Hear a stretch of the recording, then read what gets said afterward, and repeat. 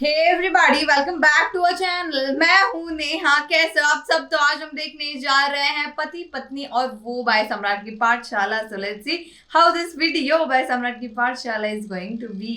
चलिए देखते हैं। एक और नई सुबह, एक और नया केस। सच बताऊं ना, अब तो ये रोज का सा लगने लगा है। आजकल एक केस काफी चर्चाओं में चल रहा है, जिसे आप मेरठ केस के नाम से भी जानते होंगे।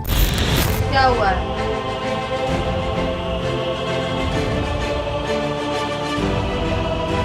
तो आज हम इसी केस के बारे में चर्चा करेंगे और जानने की कोशिश करेंगे आखिर क्यों किसी पत्नी ने इतना बड़ा कदम उठाया। तो जिन लोगों को नहीं पता उन्हें मैं बता दूं कि इस कहानी के 3 किरदार हैं। पहला पति, जिसका नाम सौरभ है, सॉरी था।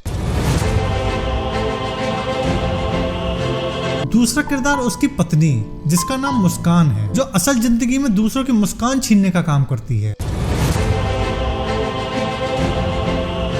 और तीसरा किरदार वो, यानी कि साहिल, जो रिश्ते में मुस्कान का बॉयफ्रेंड लगता है।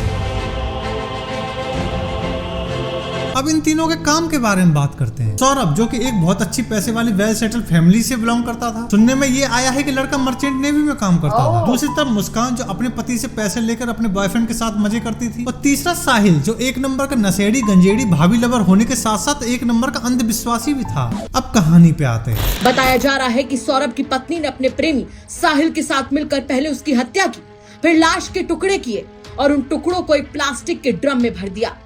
वो यही नहीं रुकी, उसने सीमेंट का घोल बनाकर ड्रम में भरा और उसे ऊपर तक सील कर दिया ताकि किसी को भी उसकी काली करतूत का पता ना चले। तो बात है 2016 की। सौरभ को मुस्कान से प्यार हो जाता है, अंधा फुका हुआ प्यार, और वो अपने घर वालों के विरुद्ध जाकर मुस्कान से शादी कर लेता है, जिसके परिणाम स्वरूप सौरभ के घर वाले उसे उसके घर से बेदखल कर देते हैं। या यहाँ पर दूसरा एंगल ये भी है कि मुस्कान की सौरभ के घर वालों से नहीं बन पा रही थी, तो डेली के लड़ाई झगड़े किचकिचबाजी से तंग आकर सौरभ ने अपनी पत्नी के साथ बाहर रहने का फैसला किया। नाउ क्योंकि लड़का बाहर जॉब करता था, तो उसे एक ना एक दिन वापस जाना ही था। फिर यहाँ एंट्री होती है साहिल की, जिसे दिखती है मुस्कान के रूम में एक अकेली भाभी, जिसका पति बाहर जॉब करता था, और वो मुस्कान को जैसे तैसे करके पटा लेता है और दोनों एक साथ काफी एंजॉय भी करते हैं। देन ये बात सौरभ को पता लग जाती है कि उसकी पत्नी का किसी साहिल नाम के लड़के से अफेयर चल रहा है। रूमर्स की माने तो ये बात उसके मकान मालिक ने ही उसे बताई थी। हुआ कुछ ऐसा था कि एक दिन मकान मालिक ने साहिल को और मुस्कान को आपत्तिजनक हालत में देख लिया था, तो उसने सौरभ को इस घटना के बारे में बता दिया, जिसके परिणाम स्वरूप हुआ ये, सौरभ और मुस्कान के बीच में दूरियां आनी शुरू हो गई, उनके बीच में झगड़े शुरू हो गए, और रूमर्स का तो यहाँ तक कहना है कि दोनों की बात तलाक तक पहुंच चुकी थी। बट जैसे तैसे मुस्कान ने इस स्थिति को संभाला, अपनी चिकनी चुपड़ी बातों में सौरभ को फंसाया, माफी वगैरह मांग ली, लाइक कि हम दोनों के बीच में अब कोई नहीं आएगा, मुझसे गलती हो गई, तुम ही मेरा पहला और सच्चा प्यार हो, वगैरह वगैरह। अब चूंकि सौरभ भी मुस्कान से अंधा प्यार करता था, तो वो मुस्कान को माफ कर देता है, और यही सौरभ की सबसे बड़ी गलती है। क्या किस्सा है, गजब का किस्सा है भैया, मतलब पूरी फिल्मी कहानी। अब क्योंकि साहिल को और मुस्कान को एक दूसरे की आदत पड़ गई थी, तो यहाँ दोनों बनाते हैं एक षड्यंत्र, जिसका शिकार बन जाता है सौरभ।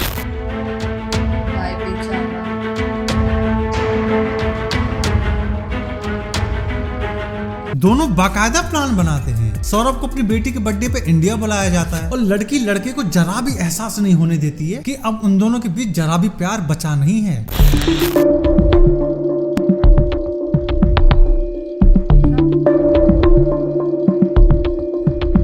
और एक रात को मौका पाकर साहिल और मुस्कान सौरभ को वहां पहुंचा देते जहां से सौरभ का वापस आना नामुमकिन था। वो सौरभ को नशीली दवा पिलाकर उसके करके नीले कलर के ड्रम में सीमेंट के साथ भर के सील कर देते हैं, और बेफिक्र होकर मनाली चले जाते हैं मिनी हनीमून के लिए।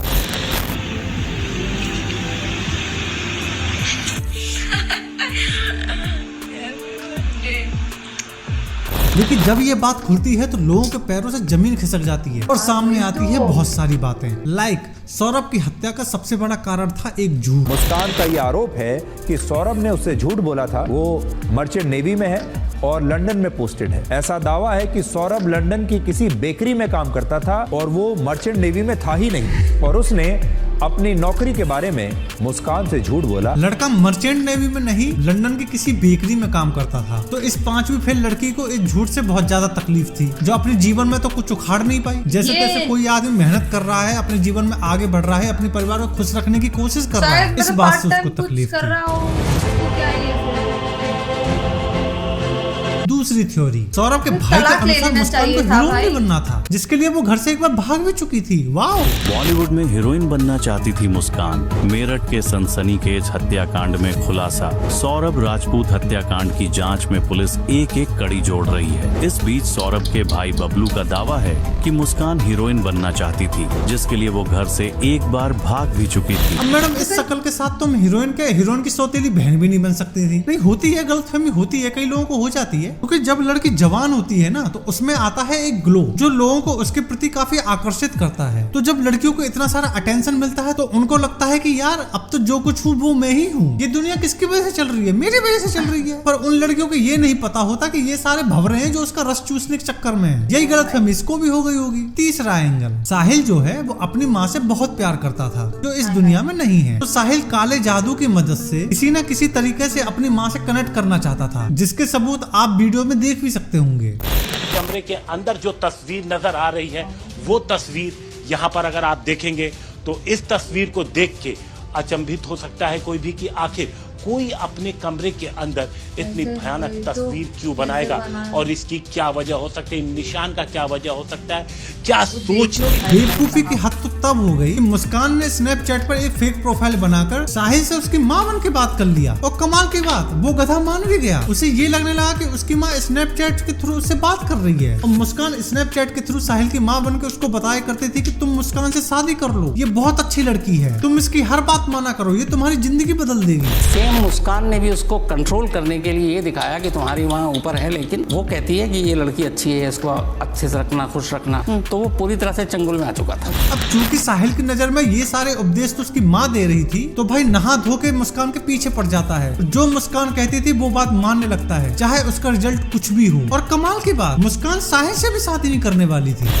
शादी करती साहिल से, और तो मुस्कान ने सीधे मना कर दिया कि शादी का कोई इरादा नहीं। मतलब समझ रहे हो, सौरभ को रास्ते से हटाने के लिए साहिल का यूज किया गया, और भविष्य में जब कभी साहिल से मन भर जाता तो साहिल को हटाने के लिए किसी और का यूज कर लेती। ऐसी लड़कियां किसी की सगी नहीं होती हैं। इधर लड़की के माता पिता को भी आप एक बार सुनो। सौरभ इससे ब्लाइंड लव करता था। अच्छा, लड़की ही बदतमीज थी हमारी। फैमिली को न्याय मिले उसके लिए आप लोग क्या चाहते हैं? मिलेगा, हम चाहते हैं, तभी तो हम अपने उसे अरेस्ट करवाए। इतने अच्छे माता पिता हैं जो बेटी के गलत में बिल्कुल भी साथ नहीं दे रहे हैं, है ना? ऐसे लग रहा होगा ना आपको? एक बार जरा उनके पिता को भी सुनो। मेरे दामाद को इंसाफ मिलना चाहिए जी, ये लड़की समाज में रहने लायक नहीं है और इसने अब जीने का हक भी खो दिया, इसे फांसी।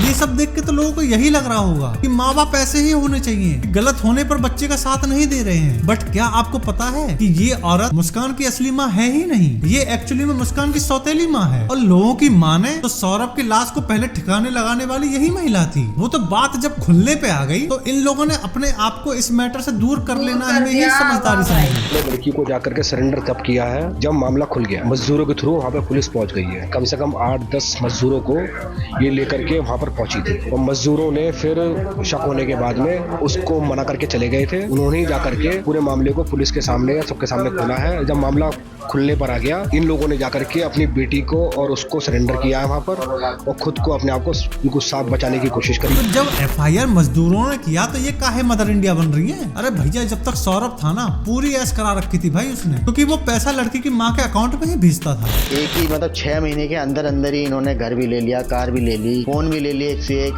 ज्वेलरी वगैरह भी जो भी है सब ले लिया। तो भैया संदेह के घेरे में तो ये लोग भी आते हैं, लेकिन कुल मिला के निचोड़ ये है कि लड़के के पास समय नहीं था लड़की को देने के लिए, इसी वजह से लड़की को ये सब कदम उठाना पड़ गया। सौरभ के पास मुस्कान के लिए समय नहीं था और वो ज्यादातर अपनी नौकरी के लिए लंदन में ही रहता था। मुस्कान यहाँ अकेली रहती थी अपनी बेटी के साथ। सौरभ लंदन में रहता था और इतना व्यस्त था कि उसके पास मुस्कान के लिए समय नहीं। अब एक आदमी अपने परिवार के लिए, अपने परिवार के अच्छे भविष्य के लिए बाहर किसी देश में मर खप रहा है, और यहाँ दूसरी तरफ उसकी धर्म पत्नी पे अपनी ठरक नहीं संभाली जा रही है। उसे समय चाहिए। मैं आजकल के लड़कियों को एक बात स्पष्ट रूप से बता देना चाहता हूँ, क्योंकि मैं एक लड़का हूँ और मैं लड़कों की फितरत बड़े अच्छे से जानता हूँ। ये दुनिया है ना, बायोलॉजी पे चलती है। लड़का लड़की को देख के अट्रैक्ट होगा ही, लड़की लड़के को देख के अट्रैक्ट होगी ही। ये ये यूनिवर्सल लॉ है, आप चाहकर भी इसको झुठला नहीं सकते हो। अगर कोई लड़का किसी लड़की को अटेंशन दे रहा है, खासकर कि शादीशुदा स्त्री को, और वो स्त्री अगर इसको प्यार, इसको मोहब्बत समझ रही हो, तो उससे बड़ी बेवकूफ कोई हो नहीं सकती।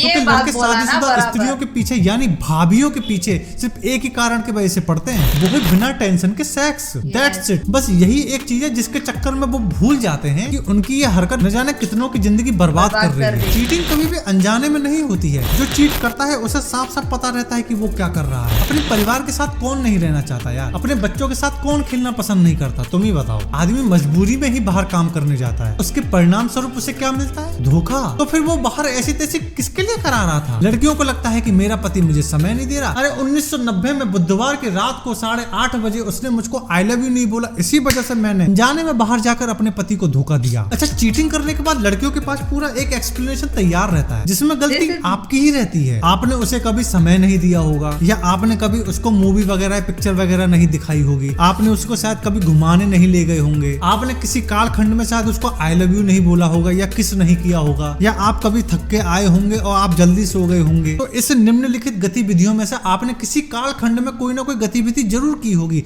जिसके परिणाम स्वरूप आपकी धर्मपत्नी किसी पराये मर्द को वो सारी चीजें करने का अधिकार देती है जो अधिकार आपके पास था। और ये लोग जो आजकल भाभी लवर बने घूम रहे हैं, ये लोग कौन है? इसमें से आधे लोग तो लौंडे लपाड़े होंगे जिनकी अभी अभी मूंगफली में दाना पड़ा होगा, जिनकी अभी अभी जवानी फूटी होगी। क्योंकि जब जवानी नई नई आती है ना, तो ये सारी चीजें बहुत ही ज्यादा अट्रैक्ट करती हैं अपनी तरफ। इन लौंडों के पास सबसे ज्यादा क्या होता है? समय, जो आजकल की शादीशुदा महिलाओं को चाहिए होता है। पर वो अक्सर एक चीज भूल जाती हैं कि जिस आदमी के पास समय होगा उसके पास पैसा नहीं होगा, जिसके पास पैसा होगा उसके पास समय नहीं होगा। पैसा और समय आपको दोनों एक साथ कभी नहीं मिल सकते, और ये रियलिटी है। पहले की औरतें अपने आप को काबू करना जानती थी, और आजकल की औरतें बेलगाम घोड़ी बन के घूम रही हैं। और जो लौंडे लपाड़े ऐसे मुंह मारते फिरते हैं, उन लोगों को ये बात पता ही नहीं होती कि कल को वो भी इसी सिचुएशन में आएंगे। कल को तुम्हारी भी तो शादी होगी, और जब तुम कमाने जाओगे और कोई दूसरा आके तुम्हारी बीवी पे लाइन मारेगा, तब पता लगेगा कि भाई साहब कैसा फील होता है। क्या बोलूं यार समय नहीं देते आजकल ना, लड़कियों का दिमाग सड़ चुका है, सच बता रहा हूँ मैं। खैर, आज तो मैं लाइक और सब्सक्राइब के लिए भी नहीं बोलूंगा, बस तुम जाओ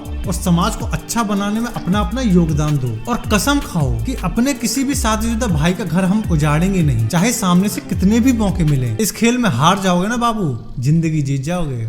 ओवर एंड आउट। वाह भाई, जो लास्ट में बोला है ना, अगर इस खेल में हार जाओगे तुम तो जिंदगी जीत जाओगे। Very much true, very literally very much true. और ये मुझे इतने अभी 4-5 दिन हो गए हैं वो ड्रम का जो मीम आ रहा है, तो I was like been thinking कि ड्रम का क्या लाइक चक्कर है, क्या सीन है, मेरे को पता ही नहीं है। लाइक अभी जाके सम्राट की पाठशाला के मतलब एक्सप्लेनेशन के थ्रू मेरे को पता चला कि भाई ये ऐसा एक दर्दनाक डेंजरस स्टोरी है उसके पीछे, एंड इट्स वेरी डेंजरस भाई साहब।